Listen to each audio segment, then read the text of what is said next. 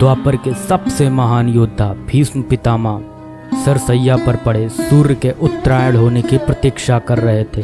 तभी उनके कानों में एक परिचित ध्वनि सहज घोलती हुई पहुंची। प्रणाम पितामह। भीष्म के सूख चुके होठों पर एक मरी हुई मुस्कुराहट तैर उठी और बोले, आप देवकी नंदन कृष्ण, स्वागत है तुम्हारा। मैं बहुत देर से तुम्हारा ही स्मरण कर रहा था। कृष्ण बोले, क्या कहूँ पितामह, अब तो यह भी नहीं पूछ सकता कि कैसे हैं आप। भीष्म पितामह चुप रहे, कुछ क्षण बाद बोले, कुछ पूछूं के सब, बड़े अच्छे समय से आए हो। संभवतः शरीर छोड़ने के पूर्व मेरे अनेक भ्रम समाप्त हो जाएंगे। कृष्ण बोले, कहिए ना पितामह। भीष्म पितामह ने कहा, एक बात बताओ कृष्ण, तुम तो ईश्वर हो ना। कृष्ण ने बीच में ही टोका और कहा, नहीं पितामह, मैं तो आपका पौत्र हूँ, ईश्वर नहीं। भीष्म उस घोर पीड़ा में भी ठहाके लगाकर हंस पड़े और बोले, कृष्ण, मैं अपने जीवन का स्वयं कभी आकलन नहीं कर पाया। संभवतः नहीं जानता कि अच्छा रहा या बुरा, पर अब तो इस धरा से जा रहा हूँ कन्हैया, अब तो ठगना छोड़ दो। कृष्ण भीष्म पितामह के थोड़ा करीब आए और उनका हाथ पकड़कर बोले, कहिए पितामह, क्या पूछना चाहते हैं आप। भीष्म पितामह बोले, एक बात बताओ कन्हैया, इस युद्ध में जो हुआ वो ठीक था क्या। कृष्ण ने कहा, किसकी ओर से पितामह, पांडवों की ओर से या कौरवों की ओर से। भीष्म पितामह ने कहा, कौरवों के कृत्यों पर चर्चा का तो कोई अर्थ ही नहीं रहा कन्हैया, पर क्या पांडवों की ओर से जो हुआ वो सही था। आचार्य द्रोण का वध, दुर्योधन की जंघा के नीचे प्रहार, दुशासन की छाती का चीरा जाना, जयद्रथ के साथ हुआ छल, निहत्थे कर्ण का वध, यह सब उचित था क्या। कृष्ण ने कहा, इसका उत्तर मैं कैसे दे सकता हूँ पितामह, इसका उत्तर तो उन्हें देना चाहिए जिन्होंने यह किया। उत्तर दे दुर्योधन का वध करने वाले भीम, उत्तर दे कर्ण और जयद्रथ का वध करने वाले अर्जुन। मैं तो इस युद्ध भूमि में कहीं था ही नहीं पितामह। भीष्म पितामह ने कहा, अभी भी छलना नहीं छोड़ोगे कृष्ण। अरे विश्व भले कहता रहे कि महाभारत को अर्जुन और भीम ने जीता, पर मैं जानता हूँ कन्हैया कि यह तुम्हारी और केवल तुम्हारी विजय है। मैं तो उत्तर तुम्ही से पूछूंगा कृष्ण। भीष्म पितामह के इतना कहते ही कृष्ण थोड़ा गंभीर स्वर में बोले, तो सुनिए पितामह, कुछ बुरा नहीं हुआ, कुछ अनैतिक नहीं हुआ, वही हुआ जो होना चाहिए। भीष्म पितामह ने कहा, या तुम कह रहे हो केशव, मर्यादा पुरुषोत्तम राम का अवतार कृष्ण कह रहा है, यह छल तो किसी युग में हमारे सनातन संस्कारों का अंग नहीं रहा, फिर यह उचित कैसे हुआ।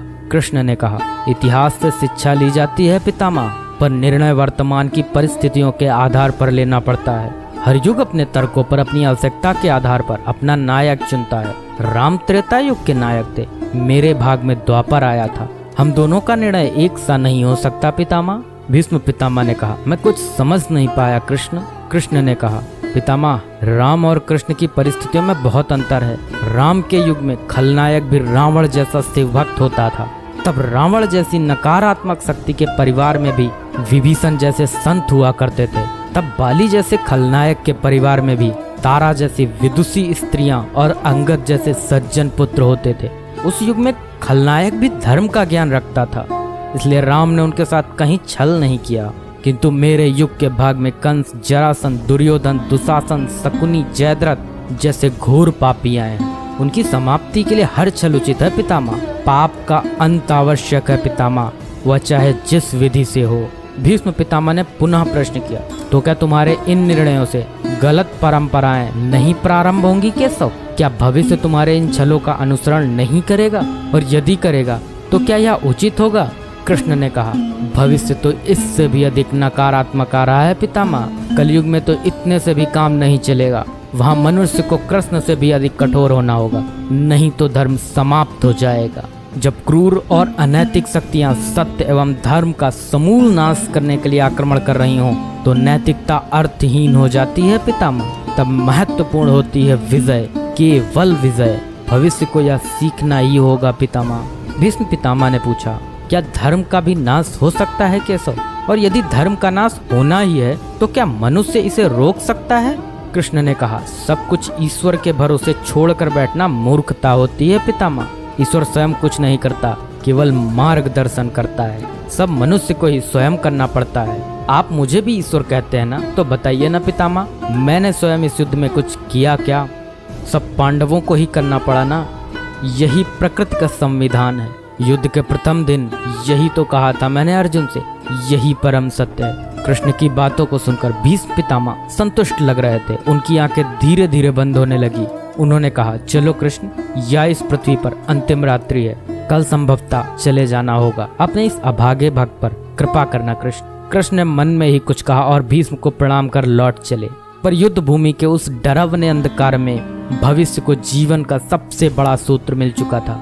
जब अनैतिक और क्रूर शक्तियां सत्य और धर्म का विनाश करने के लिए आक्रमण कर रही हों, तो नैतिकता का पाठ आत्मघाती होता है। ईश्वर कुछ भी नहीं करते, ईश्वर सिर्फ राह दिखाते हैं। सब कुछ हमें ही करना पड़ता है और ईश्वर के भरोसे हाथ पर हाथ रख के बैठे रहना मूर्खता होती है।